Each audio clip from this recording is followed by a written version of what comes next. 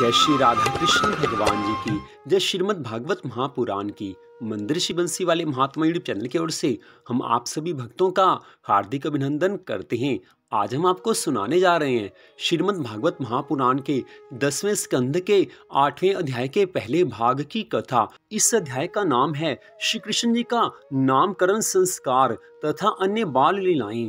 श्री सुखदेव जी महाराज राजा परीक्षित से आज कहने लगे हैं, हे राजन, वसुदेव जी को अपने पुत्र बलभद्र के गोकुल में जन्म लेने का हाल मालूम था।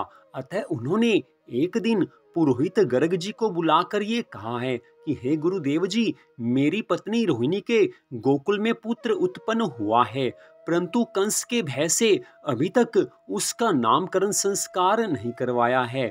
अतः आप छिपे छिपे गोकुल में जाकर उसका नामकरण संस्कार कर आइए। यह सुनकर गर्ग जी गोकुल में जा पहुंचे हैं।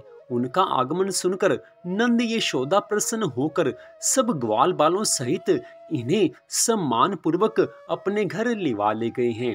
उसके पश्चात हाथ जोड़कर इस प्रकार कहने लगे हैं, हे गर्ग जी, हमारे धन्य भाग्य हैं जो आपने अपने दर्शन देकर हमें कृतार्थ किया है। अब आप कृपा करके अपने आने का कारण कहिए। यह बात सुनकर गर्ग जी कहने लगे हैं, हे नंदराय, मुझे वसुदेव ने अपने पुत्र का नामकरण करने के लिए भेजा है। यह सुनकर नंदराय जी ने प्रसन्न होकर कहा है, हे प्रभु, हमारे भी एक बालक उत्पन्न हुआ है, सो आप कृपा करके उसका भी नाम रख दीजिए। गर्ग जी कहने लगे हैं, हे नंद जी, कंस को यह आज मालूम हो गया कि गर्ग मुनि नंद के पुत्र का नाम रखने के लिए गोकुल में गए हैं, तो ना जाने वह तुम्हें क्या कष्ट दें, इसलिए तुम किसी को कोई खबर मत करो। गुप्त रीति से ही दोनों के नाम घर में रखवा लो। सारी सृष्टि को अपनी माया से भ्रमित करने वाले श्री कृष्ण भगवान के नामकरण संस्कार का समय है, लेकिन आज गर्ग जी भी माया मोह में फंसे हुए हैं। उन्हें भगवान के असली स्वरूप का ज्ञान नहीं है, तभी उन्हें कंस से भय मालूम हो रहा है, लेकिन उन्होंने अपनी ओर से सब कुछ स्पष्ट कह दिया है कि कंस के भय के कारण किसी और को ये सब कुछ नहीं बताया जा सकता। नंद जी ने इस बात को स्वीकार किया है और नंद जी आज गर्ग जी को घर के भीतरी भाग में लिवा कर ले गए हैं। उस समय गर्ग जी ने रोहिणी के पुत्र की कुंडली बनाई और जन्म लगन देखकर ये कहा है, इस बालक की राशि का नाम राम है, परंतु यह इतना बली होगा कि संसारी लोग इसे बलराम कहकर पुकारा करेंगे। इसके नाम संकर्षण, दाऊ, बलदाऊ, हलधर तथा बलभद्र भी होंगे। फिर गर्ग जी ने श्री कृष्ण जी की जन्म कुंडली बनाकर इस प्रकार बड़े सुंदर वचन कहे हैं, हे नंदराय जी, तुम्हारे पुत्र का रंग सांवला है, अतः रूप से इसका नाम कृष्ण होता है। वैसे इसके अनेक नाम होंगे, अतः इसका नाम वासुदेव भी होगा। हे नंद जी, ग्रह योगों के अनुसार तुम्हारा ये बालक परब्रह्म परमात्मा का अवतार है। तीनों लोकों में किसी की ऐसी सामर्थ्य नहीं है जो इन्हें जीत सके। तुमने श्रीहरि की बाल लीला देखने के लिए पूर्व जन्म में तपस्या की थी, उसी के प्रताप से तुमने इन्हें प्राप्त किया है। उन्होंने अपनी इच्छा से अवतार लिया है। जो प्राणी इनके नाम को स्मरण करेंगे, इनकी भक्ति करेंगे, वे संसार में अपनी सभी कामनाओं को प्राप्त करके अंत में मुक्ति पद को प्राप्त करेंगे। ये दोनों बालक युगों युगों में साथ साथ जन्म लेते हैं। आज गर्ग जी के इन वचनों को सुनकर नंद और यशोदा को बड़ी प्रसन्नता हुई है। सारी सृष्टि को चलाने वाले श्री कृष्ण भगवान आज नन्हे से बालक बनकर मंद मंद मुस्कुरा रहे हैं कि गुरुदेव जी महाराज मेरा नामकरण संस्कार कर रहे हैं। प्रभु जी के नामकरण संस्कार की इस कथा से इतना तो स्पष्ट पता चलता है कि भगवान जब भी इस धराधाम पर अवतार लेते हैं, वो भी सामान्य मनुष्यों की भांति ब्राह्मणों का, गुरुदेव महाराज का आदर मान सम्मान करते हैं, सब कुछ विधि के अनुसार करते हैं। इसलिए हम सब मनुष्यों को यही चाहिए कि हम भी अपने जीवन में धर्म के सभी कार्यों का पूरी सच्ची लगन से पालन करें। सभी धर्म कार्य हमें करने चाहिए पूरी श्रद्धा भावना से, जो सब धर्मों को मानता है, उसके ऊपर भगवान प्रसन्न होते हैं। धर्म कहते किसे हैं? धर्म का वास्तविक अर्थ क्या है? तो यहाँ पर हम आपको दो शब्दों में बता रहे हैं। धर्म अर्थात जो भगवान ने नियम बनाए हैं उनका पालन करना है हमें। धर्म अर्थात भगवान के द्वारा बनाए गए नियम और कानून, उसी को धर्म कहते हैं। जिन नियमों को भगवान ने हम साधारण मनुष्यों के लिए बनाया है, तो जो भगवान के बनाए गए नियमों के अनुसार अर्थात धर्म के अनुसार अपने जीवन में सब कार्य करता है, वो सदा सुखी रहता है। जितनी मात्रा में जो धर्म का पालन करेगा उतनी मात्रा में उसको सुख प्राप्त होगा। लेकिन अगर मनुष्य धर्म का पालन नहीं करता, अधर्म के ऊपर चलता है, तो उसको अवश्य ही दुख प्राप्त होगा। श्री राधा रानी जी की अनंत कृपा से बड़ी सुंदर बात इस समय मन में आई है, वो हम आपको यहाँ पर बता रहे हैं। हम सभी मनुष्य जीवन में दुखी रहते हैं, कभी सुख आते हैं, कभी दुख आते हैं। तो सुख और दुख के प्राप्त होने का जो मेन कारण है, जो विशेष कारण है, वो हम आपको यहाँ पर दो शब्दों में बता रहे हैं। जो भगवान ने हमारे लिए कानून बनाए हुए हैं, नियम बनाए हुए हैं, उनको धर्म नाम से जाना जाता है। और जो मनुष्य उन धर्मों का पूरा पालन करता है वो सदा सुखी रहता है। लेकिन मान लीजिए एक मनुष्य अपने जीवन में धर्म का 50% पालन करता है और 50% वो धर्म के कार्य करता है, तो आप समझ लीजिए कि उसको अपने जीवन में आधे सुख प्राप्त होंगे और आधे दुख प्राप्त होंगे। कारण स्पष्ट है कि जो जितनी मात्रा में धर्म का पालन करेगा उतनी मात्रा में उसको सुख मिलेगा। लेकिन जो जितनी मात्रा में अधर्म के राह पर चलेगा, अधर्म के रास्ते पर चलेगा, पाप कर्म करेगा, उसको उतनी मात्रा में दुख प्राप्त होंगे ही होंगे। लेकिन यहाँ पर भगवान ने बड़ी ज्यादा कृपा सामान्य मनुष्यों पर की हुई है। भगवान ने श्रीमद् भगवत गीता के 18वें अध्याय में अर्जुन को स्पष्ट कहा है कि अगर कोई मनुष्य भयंकर पापी हो, महापापी हो, लेकिन वो मेरी भक्ति में अगर लग जाए, मेरी तरफ वो आगे चलने लग जाए, मेरी भक्ति की राह पर चल पड़े, तो उसके पिछले जन्मों के और इस जन्म के सभी पापों को मैं नष्ट कर देता हूँ। उसको उन पापों का कोई फल नहीं मिलता। तो यहाँ पर भगवान ने स्पष्ट कहा है कि जब भी मनुष्य के मन में ये बात आ जाए कि भगवान की भक्ति करनी है, भगवान की तरफ चलना है, तो उस समय के पहले के जितने पाप होते हैं भगवान उसको कुछ ही समय में क्षमा कर देते हैं। उस मनुष्य को उन पापों का कोई फल नहीं मिलता। लेकिन यहाँ पर नियम ये है कि मनुष्य को आगे के जीवन में पाप कर्म नहीं करने चाहिए। पुराने पापों को भगवान क्षमा कर देते हैं, लेकिन नए पाप हमें नहीं करने चाहिए। तो सीधी स्पष्ट बात आपको बता दी गई है कि जो जितने धर्म का पालन करता है वो सुखी रहता है, जो अधर्म की राह पर चलता है वो उतने ही मात्रा में दुखी रहता है। तो आज श्रीमद् भागवत कथा में महर्षि गर्ग जी ने श्री कृष्ण भगवान जी का और बलराम जी का नामकरण संस्कार करवाया है। नंद यशोदा को अति प्रसन्नता हुई है, सब बड़े प्रसन्न हुए हैं। आज नंद और यशोदा ने महर्षि गर्ग जी को बहुत सा स्वर्ण और रत्न आदि देकर सम्मान सहित विदा किया है। तत्पश्चात महर्षि गर्ग जी ने मथुरा में आकर वसुदेव जी को सब समाचार सुना दिया है।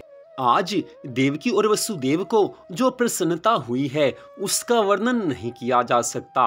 एक बात तो यहाँ पर स्पष्ट है कि देवकी और वसुदेव जी को प्रसन्नता तो हुई है, लेकिन उनके मन में एक दुख भी है कि अपने पुत्र के नामकरण संस्कार के सारे दृश्य को वो नहीं देख सके। लेकिन उन्होंने इतनी भगवान की कृपा मानी है कि उनका पुत्र अब सुरक्षित है। सारी सृष्टि को चलाने वाले श्री कृष्ण प्रभु को वो अपना पुत्र समझ रहे हैं। भगवान की कृपा से उनके मन में वात्सल्य का भाव है और भगवान ने नंद और यशोदा को अपनी बाल लीला का सुख देना था। इसलिए भगवान श्री कृष्ण जी ने अपनी सुंदर लीला के द्वारा देवकी और वसुदेव जी से दूर होकर नंद और यशोदा के घर पे अपनी सब लीलाएं दिखानी आरंभ की हैं। आज श्री सुखदेव जी महाराज भगवान श्री कृष्ण जी के रूप सौंदर्य का वर्णन करते हुए कहने लगे हैं, हे राजा परीक्षित, सलोने श्यामल शरीर वाले श्री कृष्ण चंद्र जी तथा बलराम जी जिस समय घुंघराले बाल मस्तक पर बिखेरे विविध रंगों के वस्त्र आभूषण पहने, हाथों में खिलौने लिए, घुटनों के बल आंगन में चलते थे। उस समय यशोदा, रोहिणी और गोपियों के हृदय में आनंद होता था, उसका वर्णन कोई नहीं कर सकता। शेष, महेश और गणेश में इतनी सामर्थ्य नहीं है कि यशोदा और बाकी सभी गोपियों के आनंद का वर्णन कर सकें। भगवान जिसके सामने हो, उस जीव को जितनी प्रसन्नता होती है, उसको अपने किसी शब्दों में व्यक्त करना असंभव है। मन में उसको महसूस किया जा सकता है, लेकिन किसी और को बताया नहीं जा सकता। साधारण संसार में एक माता अपने छोटे से पुत्र को देखकर मन में आनंद मानती है, उस आनंद को अपने अंदर महसूस किया जा सकता है, लेकिन किसी दूसरे को वो माता कुछ नहीं बता सकती। और यहाँ पर तो सारी सृष्टि के स्वामी श्री कृष्ण भगवान आज अपनी बाल लीलाओं का सुख यशोदा, रोहिणी और सब गोपियों ग्वालों को दिखा रहे हैं, तो वो किस तरह से उसका वर्णन कर सकते हैं? ये तो वर्णन हो ही नहीं सकता। लेकिन फिर भी श्रीमद् भागवत महापुराण की इस कथा के द्वारा इतना तो मालूम हो जाता है कि भगवान का रूप सौंदर्य कैसा था कि सब भगवान की ओर आकर्षित हो जाते थे। आज प्रभु जी ने बड़ी सुंदर लीला दिखाई है। आप जो भी भक्त श्रीमद् भागवत महापुराण की इस कथा को सुन रहे हैं, कृपया श्रद्धा भावना से पूरी कथा को सुने। भगवान तो सब जानते हैं कि मेरे भक्त किस श्रद्धा भावना से मेरी कथा सुनते हैं, इसलिए भगवान की कृपा प्राप्त करनी है, भगवान के चरणों में अपने मन को लगाना है। संसार में सभी सुख प्राप्त करने हैं या भगवान का प्रेम प्राप्त करना है, तो कथा को पूरी श्रद्धा भावना से सुने। तो आज श्री कृष्ण भगवान ने बड़ी सुंदर लीला दिखाई है। एक ब्राह्मण आज नंद भवन में आ पहुंचा है। तब यशोदा जी ने उसे दूध, चावल और शक्कर दी है, क्योंकि उस ब्राह्मण का यह नियम था कि अपने हाथों से प्रतिदिन खीर बनाकर ठाकुर जी को भोग लगाकर, श्री कृष्ण भगवान जी को भोग लगाकर उसके पश्चात वो प्रसाद स्वयं ग्रहण किया करता था। आज यशोदा ने खीर बनाने की सब सामग्री उस ब्राह्मण को दी है, और उधर आज बाल कृष्ण लाल भी अपने मन में ये सोच रहे हैं कि आज इस अपने ब्राह्मण भक्त को कुछ लीला दिखानी चाहिए। आज श्री कृष्ण मन में ये निश्चय कर चुके हैं, और उधर उस ब्राह्मण ने उस दूध की खीर बनाकर कटोरे में परोसी, और जब वह श्री श्याम सुंदर का भोग लगाने के लिए नेत्र बंद करके उनका ध्यान करने लगा, उसी समय भक्त वत्सल श्री कृष्ण उस कटोरे के पास जाकर उसमें से खीर चाटने लगे हैं। छोटे से बाल कृष्ण गोपाल हैं, बड़ी सुंदर लीला कर रहे हैं। अब ब्राह्मण के नेत्र तो बिल्कुल बंद थे, आंखें बंद थी, और उधर श्री कृष्ण उस खीर का भोग लगा रहे थे। लेकिन जैसे ही ब्राह्मण की आंख खुली है, उस समय ये देखकर उस ब्राह्मण ने भोजन को छोड़कर यशोदा जी से कहा है, हे नंद रानी, तुम्हारे बालक ने हमारी रसोई छू ली है, इसलिए अब हम इसे ग्रहण नहीं करेंगे। इस तरह उस ब्राह्मण ने फिर से यशोदा से कहा है कि अब तुम फिर से मुझे दूध, चावल और शक्कर दो, जिससे कि मैं दोबारा प्रभु जी के लिए खीर का भोग बना सकूं। तब यशोदा ने फिर से उस ब्राह्मण को दूध, चावल और शक्कर दी है, और ब्राह्मण ने पुनः यमुना जी में स्नान करके वापिस आकर खीर को बनाया है, और खीर बनाकर जैसे ही नेत्र बंद करके वो भगवान जी को भोग लगाने के लिए आमंत्रित करने लगे हैं। वैसे ही आज बाल कृष्ण लाल जी फिर से उस खीर को खाने लगे हैं, और उस समय जब ब्राह्मण के नेत्र खुले हैं, वो फिर बहुत क्रोध में कहने लगा है, अरे यशोदा, देख तो सही, तेरे इस पुत्र ने फिर से प्रभु जी के लिए बनाई हुई खीर को जूठा कर दिया है। ये क्यों मेरे साथ ऐसा कर रहा है? इससे तो मेरे प्रभु भी नाराज हो जाएंगे। ब्राह्मण कितना भोला है कि जिन प्रभु के नाराज होने की वो मन में कल्पना कर रहा है, आज वही प्रभु साक्षात उसके हाथ की बनाई हुई खीर को ग्रहण कर रहे हैं। लेकिन बात वही आती है कि भगवान जो लीला करते हैं, उस लीला को समझ पाना बड़े बड़े संत महात्माओं, ऋषि मुनियों और देवी देवताओं के लिए भी असंभव है। भगवान जिस पर कृपा करके ज्ञान देते हैं, उसी को ज्ञान प्राप्त होता है। दूसरे के बस की बात नहीं है। 2 बार हो गया ब्राह्मण ने खीर बनाई है, प्रभु जी ने भोग लगाया है, जूठा किया है। और श्रीमद् भागवत महापुराण की कथा में आगे बताया गया है कि उस ब्राह्मण ने तीसरी बार खीर बनाई है। पहले यमुना जी में स्नान किया है, पश्चात आकर फिर से खीर बनाई है और भगवान को भोग लगाने के लिए अपने नियम के अनुसार अपने नेत्र बंद करके प्रभु जी को बारंबार पुकारने लगा है कि हे प्रभु, आकर इस भोग को स्वीकार कीजिए। मैं आपका दास हूँ, जन्मों जन्मों से आपसे बिछड़ा हुआ हूँ, मैं आपकी शरण में हूँ। इस भोग को आप स्वीकार कीजिए, मेरे जीवन को सफल बनाइए। आज ब्राह्मण देवता आंखें बंद करके बार बार भगवान से ऐसी प्रार्थना कर रहे हैं और उधर श्री नंद नंदन बाल गोपाल कृष्ण जी ने आकर उसकी थाली पर बैठकर भोजन किया है। और इधर ये देखकर यशोदा ने बहुत परेशान होकर श्री श्याम सुंदर से आज कहा है, अरे कृष्ण, मैं बारंबार ब्राह्मण को भोजन के लिए सामान देती हूँ और तू उनके भोजन को क्यों जूठा कर देता है। तब कन्हैया ने उत्तर देते हुए कहा है, हे माता, इसमें मेरा क्या दोष है। जब ये ब्राह्मण बार बार विनती करके मुझे भोग लगाने के लिए बुलाता है, तब मैं इसके सच्चे प्रेम को जानकर इसकी थाली में भोजन करने लग जाता हूँ। इसमें मेरा कोई दोष नहीं है। जब भी कोई मुझे प्रेम से बुलाता है, उसकी उस प्रार्थना को मैं स्वीकार करता हूँ।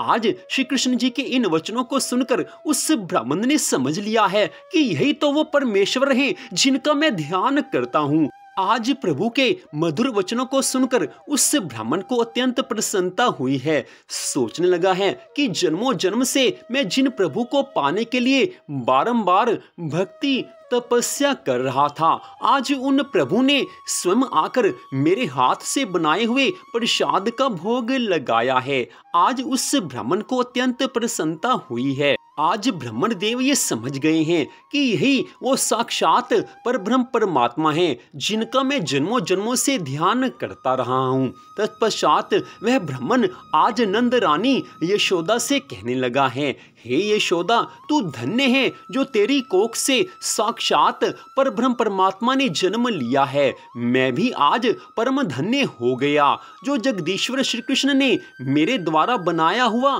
प्रसाद स्वीकार करके मुझे कृतार्थ कर दिया है। आज ब्राह्मण बहुत प्रसन्नता में बारंबार नाचने गाने लगा है। क्यों ना हो अपने जिस भक्त के ऊपर भगवान कृपा करके उसके द्वारा बनाई हुई किसी भोग को स्वीकार कर लें तो अवश्य ही वो जीव बहुत सुखी होगा। उस जीव को बारंबार आनंद आएगा और उस आनंद में वो जीव क्या कर बैठे कोई बता नहीं सकता। आज वो ब्राह्मण बारंबार नाच गाकर श्री कृष्ण भगवान के चरणों में साष्टांग प्रणाम कर रहा है। आज उस ब्राह्मण ने हाथ जोड़कर भगवान जी से कहा है, हे प्रभु, हे परमपिता परमेश्वर, आप मेरी भूल को क्षमा करें और मुझे अपने चरणों का दास समझकर मेरा उद्धार करें। इस प्रकार ब्राह्मण के वचन सुनकर श्री कृष्णचंद्र जी यशोदा जी के समीप खड़े होकर मुस्कुराने लगे हैं। जब इस प्रकार ब्राह्मण प्रभु की स्तुति करके चला गया, तब नंद राय और यशोदा आदि ने इस श्री कृष्ण प्रभु की लीला को सुनकर अपने हृदय में बड़ा आश्चर्य किया है। यहाँ पर समझने वाली बात यह है कि वो ब्राह्मण तो श्री कृष्ण भगवान जी से आज ही मिला था, लेकिन उससे पहले वो सदा भगवान की भक्ति करता था। लेकिन नंद और यशोदा जी के पास तो भगवान अपने जन्म के समय से रह रहे थे, लेकिन नंद और यशोदा को अब तक मालूम नहीं हो सका कि वो भगवान हैं। बारंबार भगवान ने कई लीलाएं दिखाई हैं, लेकिन नंद और यशोदा भगवान को अपना पुत्र समझते रहे हैं। भगवान जिसको ज्ञान देते हैं वही भगवान की कृपा से भगवान की लीला को समझ पाता है।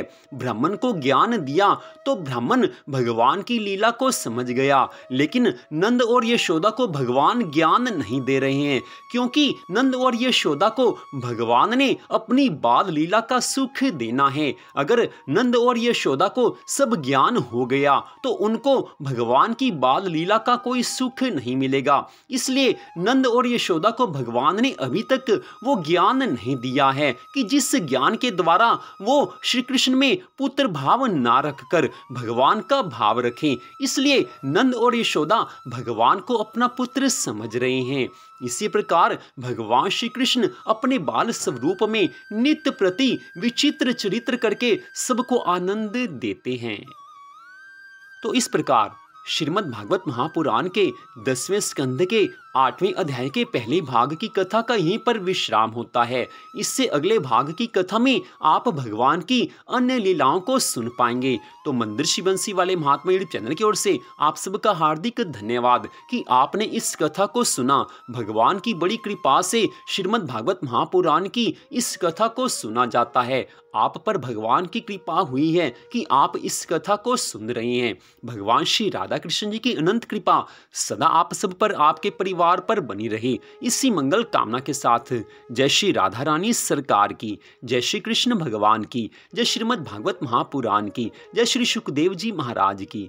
जय जय श्री राधे, जय जय श्री राधे, जय जय श्री राधे श्याम।